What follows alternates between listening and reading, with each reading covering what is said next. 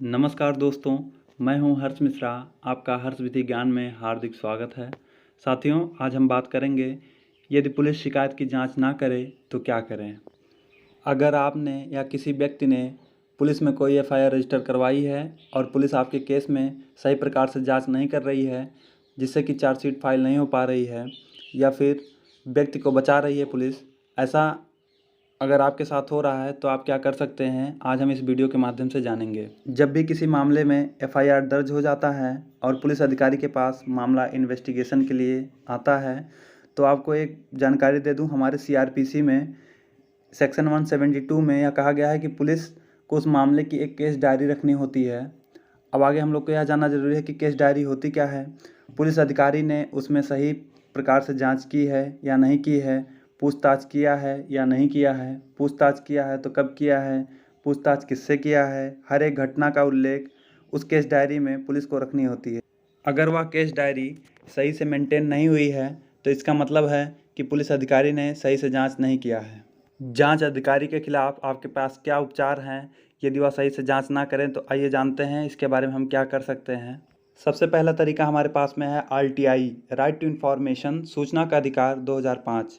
इसमें कहा गया है कि अगर कोई भी पुलिस ऑफिसर आपकी एफआईआर पर सही प्रकार से कोई भी जांच नहीं कर रहे हैं तो ऐसे में आप अपने इलाके के DCP, SP ऑफिस में RTI लगाकर अपने केस की प्रगति के बारे में जानकारी ले सकते हैं, जिससे कि आपको पता लगेगा कि आपके केस में क्या चल रहा है। इससे जांच अधिकारी ऑफिसर के मन में या फिर पुलिस ऑफिसर के मन में डर भी पैदा होगा कि आप अपने केस की डिटेल कानूनी रूप से मांग रहे हैं और वो ये डिटेल देने के लिए कानून द्वारा बाध्य भी होते हैं। तो ऐसे में वो डर कर केस में सही प्रकार से जांच करना शुरू कर देंगे। दूसरा तरीका होता है, कोर्ट में आप अपने मामले की स्टेटस रिपोर्ट की मांग कर सकते हैं।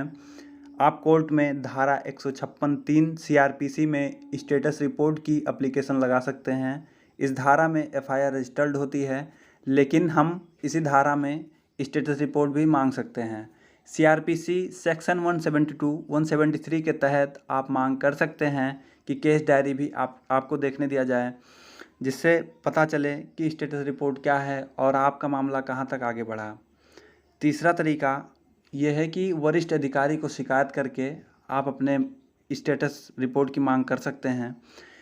लोकल आप अपने लोकल SP, DSP या फिर कमिश्नर को शिकायत लिखित रूप में दे सकते हैं और आप अपने स्टेटस की रिपोर्ट की मांग कर सकते हैं। अगर आपको ऐसा लगता है कि आपके मामले की सही प्रकार से जांच नहीं हो रही है तो आप वरिष्ठ अधिकारी की मदद ज़रूर लीजिए। आप यह उम्मीद रखिए कि वरिष्ठ अधिकारी को लिखित शिकायत देने के बाद आपको सफलता हासिल होगी। और चौथा तरीका होता है जांच अधिकारी के खिलाफ FIR।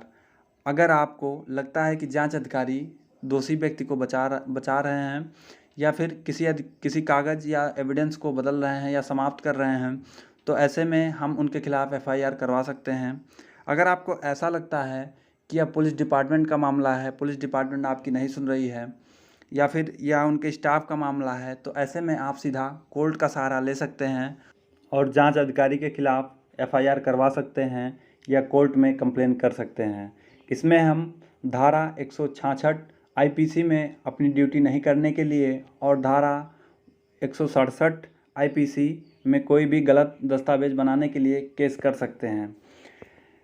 IPC 166 में 1 साल की सज़ा होती है और IPC 167 में 3 साल की सज़ा होती है।